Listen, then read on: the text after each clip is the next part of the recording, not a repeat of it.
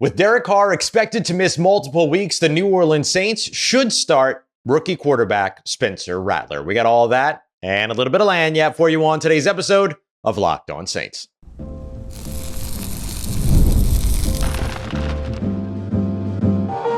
You are Locked On Saints, your daily New Orleans Saints podcast. Part of the Locked On Podcast Network, your team every day.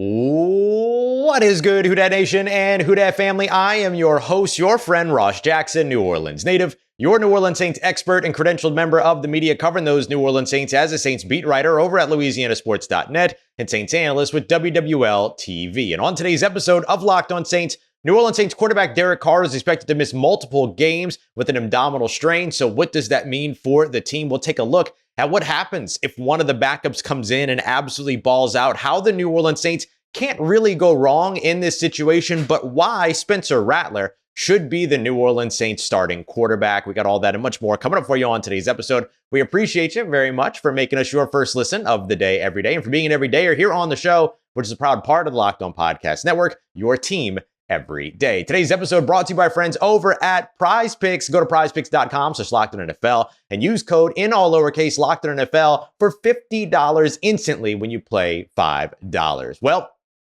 New Orleans Saints quarterback Derek Carr expected to miss multiple games with an abdominal strain. And if you ask me, Spencer Rattler, the New Orleans Saints rookie 5th round pick quarterback, should be the starter going into the next couple of weeks while Derek Carr is out. Now, listen, I thought that this was going to be a more unpopular opinion. I'll be completely honest with you. I thought that, this was going to be something where everybody was going to push for Jake Haener because he's been the QB2 and things like that. And look, if you're pro Haener, I want you to know I'm not anti-Haener, right? Being pro Rattler in this situation is not being anti-Haener in any other situation. I don't think that the Saints can go wrong. I'll explain why.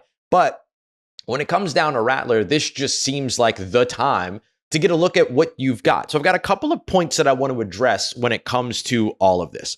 I don't think that Spencer Rattler should be the starting quarterback because of something that Jake Haener hasn't done. I think that Spencer Rattler should be the starting quarterback because of everything that Spencer Rattler has done. He's been the guy throughout training camp that's been getting, throughout training camp that got all the attention, that got all the whispers from the organization, things like that. Lots of positive outlook from all that.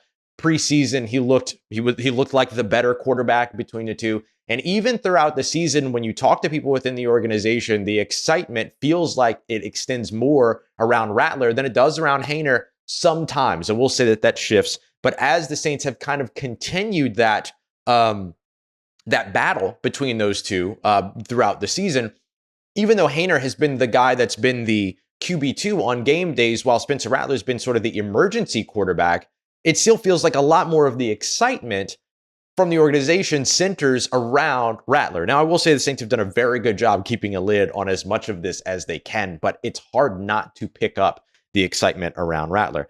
The other thing that I want to mention too is that both are going to be solid options, but for me, building a game plan around Spencer Rattler allows you to be able to create something that's unique from what you've seen so far this season. It kind of gives Gary Kubiak a little bit of a curveball, a little bit of extra wrinkles. With a guy like Rattler, you get the opportunity to run RPOs, designed runs with him, as well as be able to take advantage of that arm, which players will tell you Spencer Rattler can make every throw on the field. So I think that the player excitement around him, the organizational excitement around him, it's time to maybe tap into that here while you have a window to do so without upsetting or upturning your current setup. I also think that the offensive advantage that comes from being able to maybe get a different look at this Klint Kubiak offense, which is, if we're being honest, kind of slowed down over the course of the last few weeks from a play calling perspective, from an execution perspective, however it is that you want to look at it.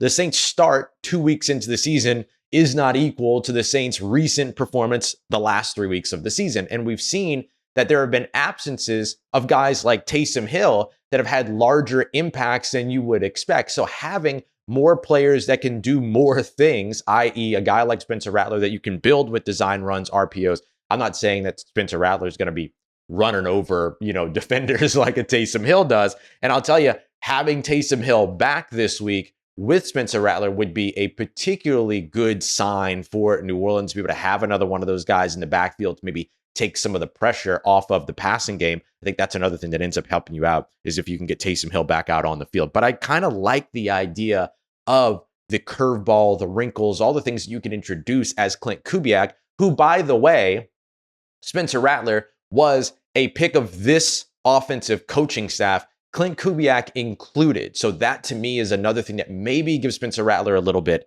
of an edge. Now, let me answer a couple of big questions that have come up. One of the big questions that I got, and rightfully so, when I wrote my piece over at louisianasports.net, even though I did address it in the piece, but it's fine. It's okay. Headline, I get it.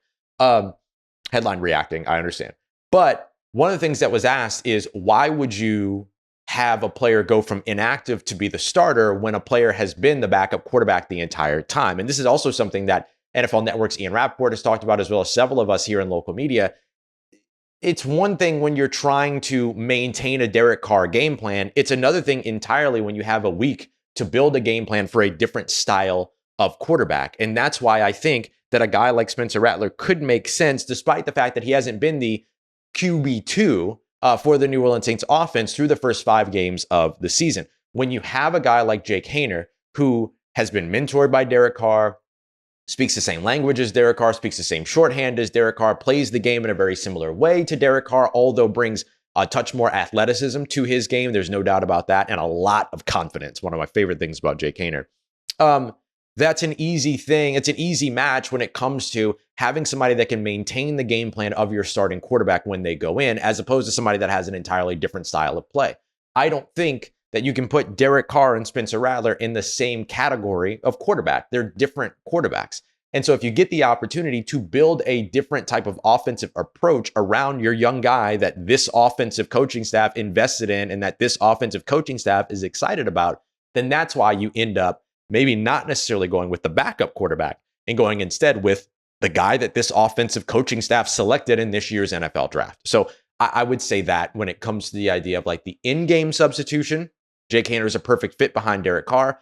But on a week to where you have the opportunity to build a game plan, and I know everybody says it's a short week, you still get Wednesday, Thursday, and Friday practices. You still get a Saturday walkthrough. Nothing really changes from there. You get one less recovery day, but Spencer Rattler doesn't need a recovery day because he hasn't played yet this season. So I think that you have a real opportunity here instead of focusing on the guy that replicates what you've been doing, maybe focusing on the guy that maybe changes a little bit of what you've been doing to give you a little bit of an edge going into this game.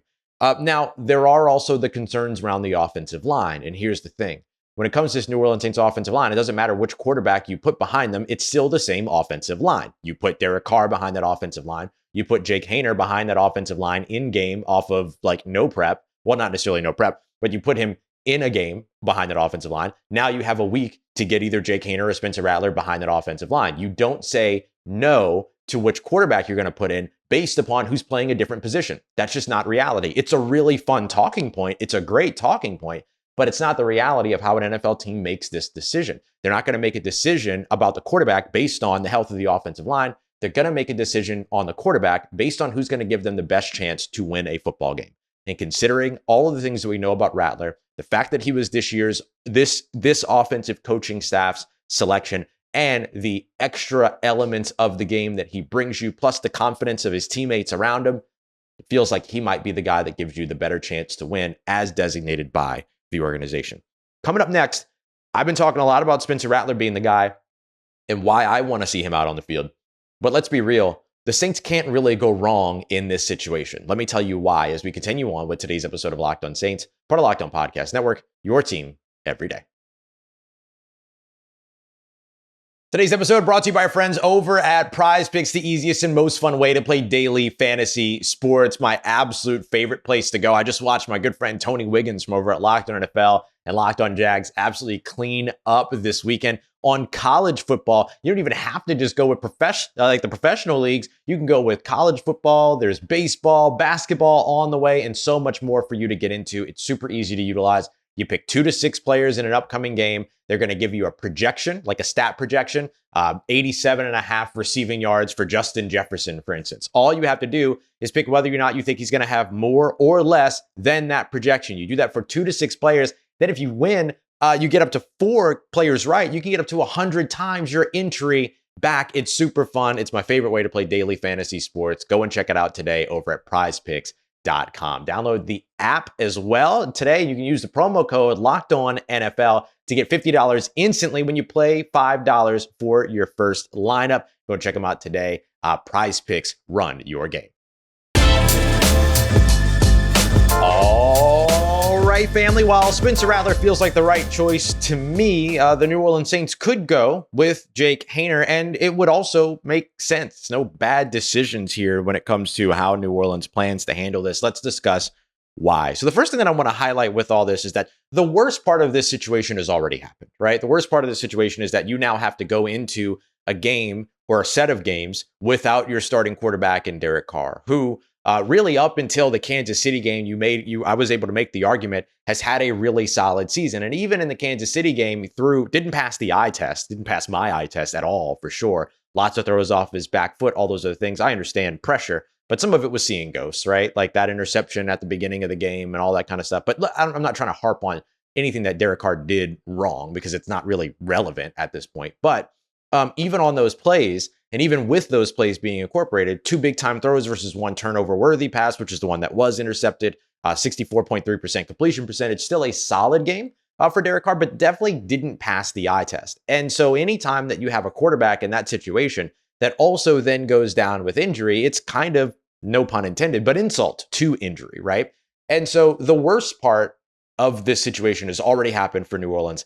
They have to try to win without their starting quarterback. And the point that I'm trying to make is that even though Derek Carr had a much less efficient game than typical, a much weaker game than typical up against Kansas City, he still has been having a solid season, and the New Orleans Saints are still getting what they want out of him. It's been the lack of being able to close games late on the defensive side, things like that have been the bigger issue. And then, of course, the offensive line, which to no one's surprise really has struggled and has not been able to stay healthy, unfortunately, right? Like we all saw this coming throughout training camp, and it's just unfortunate that New Orleans wasn't able to do anything to be able to kind of get themselves past that, over that hump, or get themselves kind of built up roster-wise, because there's just not offensive linemen that are out there and available, like Connor McGovern, maybe Mason Cole. Like this is kind of where you're at in terms of guys that would have been available that can help you on your team. But on 1 week of practice, that wasn't going to make a difference last week going up against Chris Jones. So a tough situation for New Orleans to navigate,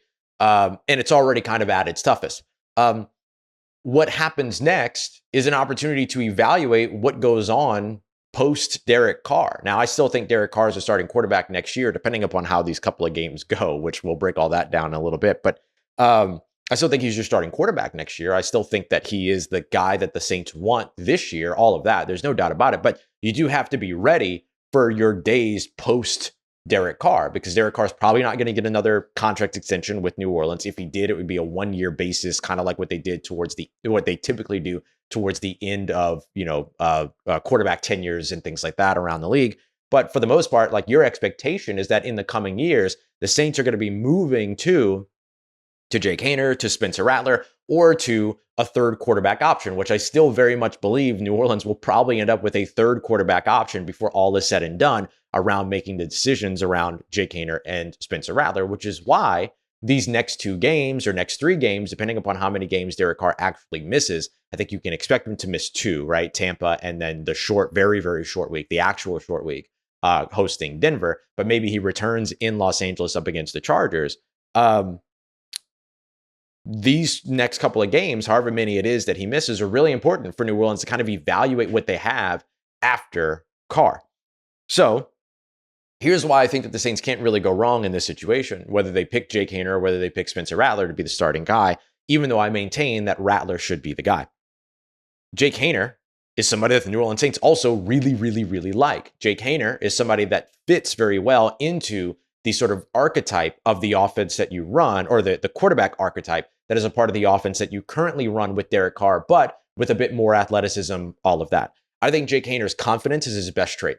I don't, there's the stuff that he does on the field as well, but the stuff up here in the mentals, that's one of my favorite things about watching Jake Haener. Incredibly confident, incredibly savvy, incredibly will celebrate everything. Just is one of those dudes that makes the entire offensive unit feel like getting a 5-yard gain was getting a touchdown. He's excellent when it comes to that. And it's all from his confidence, right? He's got the confidence to be able to get all of that done. great ball placement and anticipation as well. Both of these guys do feel pressure a little bit earlier than they should and do react to it a little bit more sensitively than they should. Seeing either one of those quarterbacks step up as opposed to roll out when they feel pressure would be more ideal. But these are things that you're going to be able to start to see over the course of the next couple of games where New Orleans makes the decision on who will be the starting quarterback for that time. Here's where the Saints can go wrong, right? Here's where there is a wrong option. Neither quarterback is a wrong option, but both quarterbacks would be, in my opinion, the wrong option. The New Orleans Saints have played around with this idea that they're going to continue to compete all throughout the season, all these other things. The worst thing that New Orleans can do, in my opinion, over the course of these next couple of games without Derek Carr is say that one quarterback gets one game and one quarterback gets the other game. Like as the plan, right? There's a chance that you roll with one and they don't perform well, and then so you end up making the decision to switch to the other. Fine, right? Like fine. If you think that that's a good idea on a short week, on a Thursday night game after a Sunday night game, fine, sure, whatever. But if you go into this week with the understanding that one quarterback's going to play on Sunday and another quarterback's going to play on Thursday, you've shot yourself in the foot. You need to give this offense some consistency in the presence of inconsistency, right? Not being able to get your starting quarterback back out on the field is an inconsistency. So don't make it more inconsistent by shaking things around and trying to get, both of these guys a game and all this other stuff. No need to be fancy here. Pick a quarterback, roll with that quarterback. We've seen the New Orleans Saints be a little bit indecisive when it comes to these two quarterbacks, or at least be outwardly indecisive for maybe a gamesmanship type of push. But you don't need to do that in this situation. Where New Orleans can get away with some gamesmanship is waiting to announce who will be the starting quarterback until Sunday, right? There's no need to really announce this early unless the NFL forces you to say, here's who our starting quarterback is, here they are at a podium, all those other things. But outside of that, New Orleans shouldn't make any commitments that they don't need to make publicly earlier than they absolutely need to make them. So I would not be surprised to see New Orleans maybe kind of skirt the line a little bit on this in terms of holding this back and not giving up that information early. They've done that constantly with just about everything so far this year. I would expect that they'll continue to do that as well. So I do think that both of these guys give you more athleticism. Both of them are good in their own separate ways. I don't think that either of them, and they both overlap in terms of things that they're good at, like anticipation, ball placement, precision, all of those things. The ability to be able to make all of the throws, I think, is also very, very important in this game. So I'm all about wherever the Saints go in this situation. I still think that Spencer Rattler is the right choice. He gives you the best chance to win in terms of the unique skill set that he brings, the extra tools in his toolbox that maybe a Haener doesn't have that might be different than what Derek Carr has. And it's not, if nothing else, it's good information to really get an idea of what you have from the guy that you've seen the least. Because you had Jake Haener on this roster over the course of the last 2 years. And I think a lot of people have also, just to go back to that point about why would you go with the guy that's been inactive? We actually saw the New Orleans Saints do that just last week. Will Harris goes down with injury. They didn't go with the guy that's on the roster to replace him in Jordan Howden. They went with the guy that they elevated from the practice squad in Jonathan Abram. The New Orleans Saints are not afraid to make those types of decisions. This could be another opportunity to do that. So I think Rattler's a better choice, but that's not to say that Haener is the bad choice in any way at all. Coming up next, what happens, whoever they choose, Rattler or Haener, what happens if they go out on the field and absolutely ball out? What does that mean for Derek Carr? We got that coming up for you next as we continue on with today's episode of Locked On Saints, part of the Locked On Podcast Network, your team every day. Today's episode of Locked On Saints brought to you by our friends over at FanDuel, who are not very high on the New Orleans Saints going into this game at home after losing starting quarterback Derek Carr. I guess in FanDuel's eyes, no matter which quarterback they choose, it's the wrong choice. The New Orleans Saints are now 3.5-point underdogs in this one with the visiting Tampa Bay Buccaneers, who of course traveled early to escape the impacts or evade the impacts as best as they can of Hurricane Milton.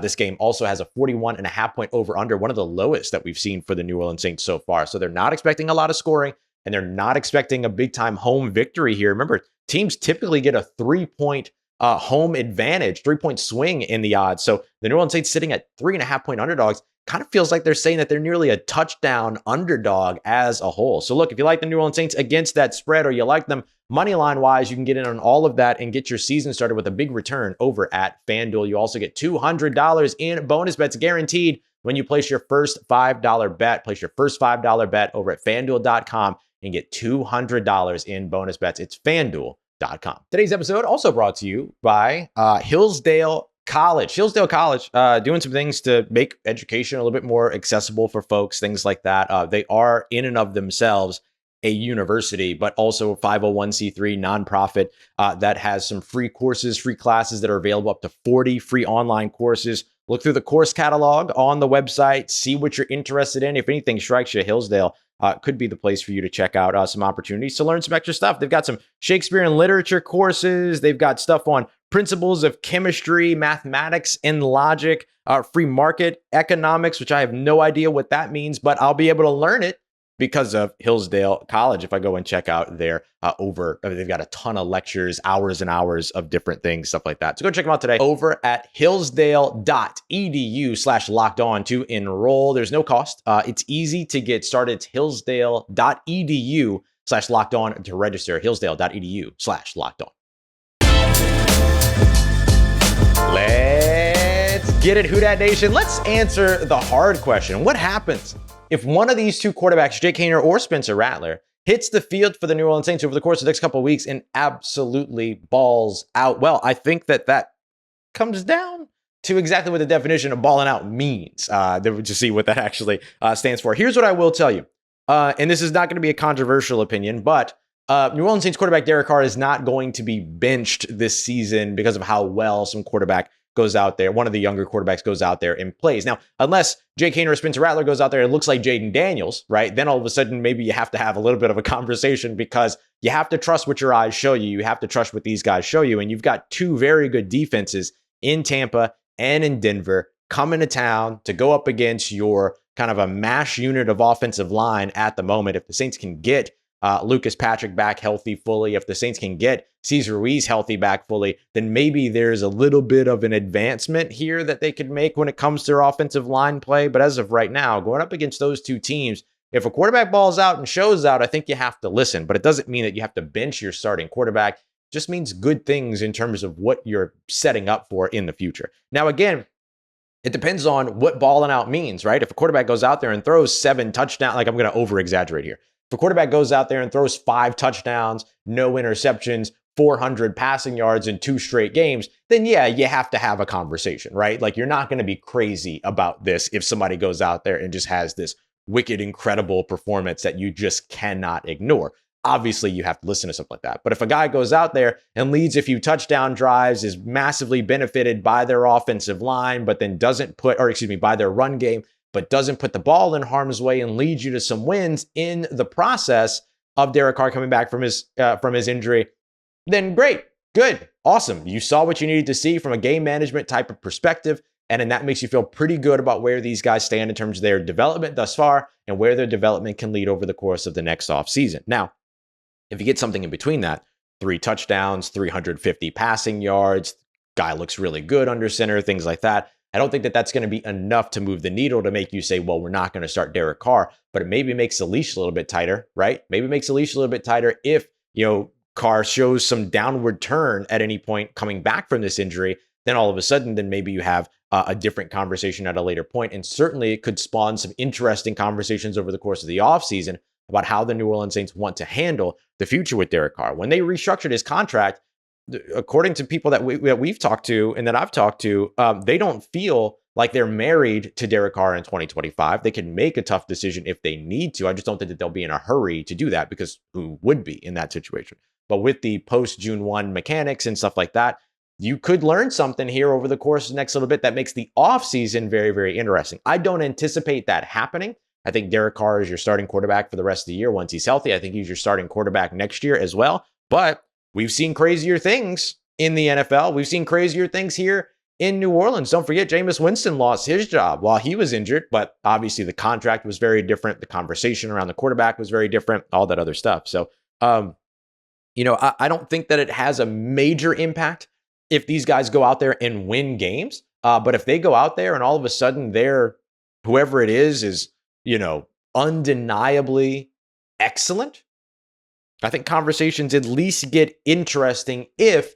you get your starting quarterback back and that excellence fades away, right? Then I think you have to pay attention to what you're seeing. I wouldn't be advocating one way or another or anything like that. It's just, you got to trust what you see in these situations, but you would need to see a lot, right? Like it's like overturning a catch or something like that. Like clear and obvious evidence that you cannot ignore would have to be. You're trying to overturn. You're not trying to stand your call here. You're trying to overturn in that situation. So you'd need a lot to make the New Orleans Saints go, yeah, new starting quarterback for the rest of the season. I don't see that one happening at all. I will say this, though. It is a good thing if the New Orleans Saints' new starting quarterback for these games outperforms expectation. Okay. No matter what, that is a great thing for this team. And that's a good thing for you as a Saints fan because you get an opportunity to then maybe get a little bit excited about where the future will head, as opposed to looking to the idea of some kind of a massive rebuild or something like that, where the team has to go all the way down to kind of square one and then build back up. If you have a young quarterback that allows you to be able to make more decisions around skill position players, rebuild your offensive line, all those other things, then you have a young quarterback for your future on a rookie contract, on a rookie scale. That is an excellent piece of news for the team, regardless of what actually either of these quarterbacks looks like. If you get to points where you got to move on to somebody, it's good to have multiple options at least. But hey, if they overperform expectations, that's a great thing for the New Orleans Saints. It's a great thing for you as a Saints fan in terms of what the future of this organization has the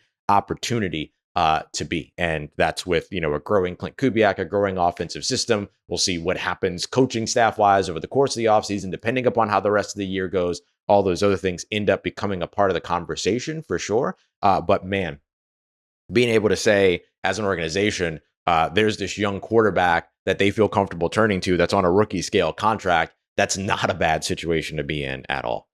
I wanted to wrap up today's show with a little bit of lagniappe and taking a look at Davante Adams, because this injury to Derek Carr is relevant in that conversation, or we expected that it might be relevant in that conversation. Of course, Davante Adams had the New Orleans Saints high on his list in terms of teams he wanted to play for, where he wanted to be traded, all that, along with the New York Jets. Of course, those are his two former quarterbacks, Derek Carr and Aaron Rodgers. He wants to be with one of those two guys. So there was a lot of conversation about whether or not Derek Carr's injury and Aaron Rodgers' performance in London, and then Derek Carr's injury in Kansas City, if those two things would end up actually changing Davante Adams' mind. And according to several reports, including Josina Anderson, who has been very close to the situation all throughout, sounds like it doesn't, because this is not a season-ending injury for Derek Carr, right? Like the idea here is that he misses 2 games on short weeks and then he's back for the rest of the schedule and everything. And so that doesn't seem to have that much of an impact on Davante Adams.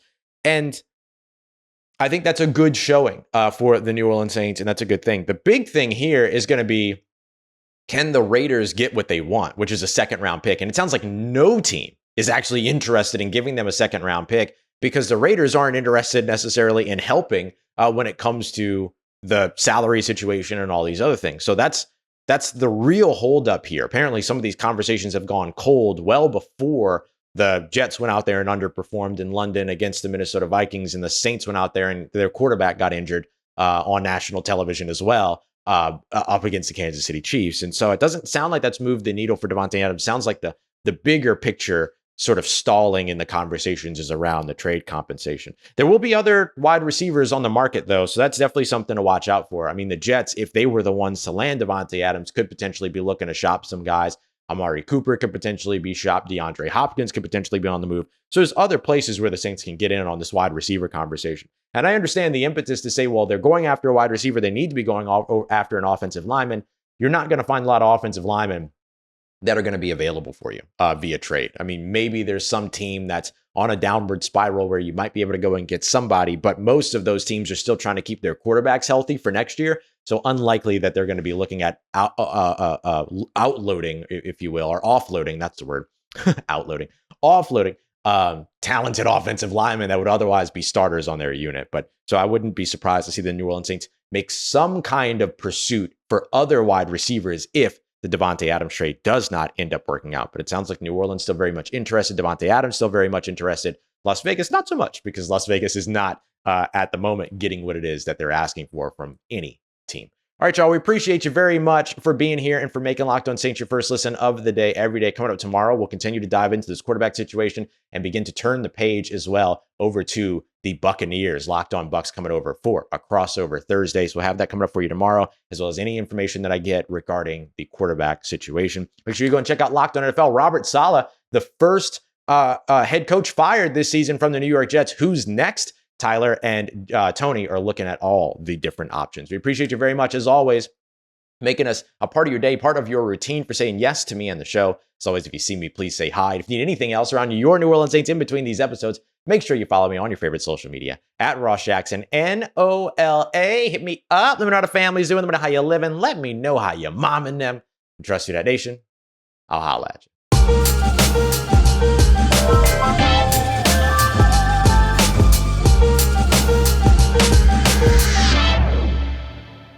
Let's get it. Ooh, boop, boop.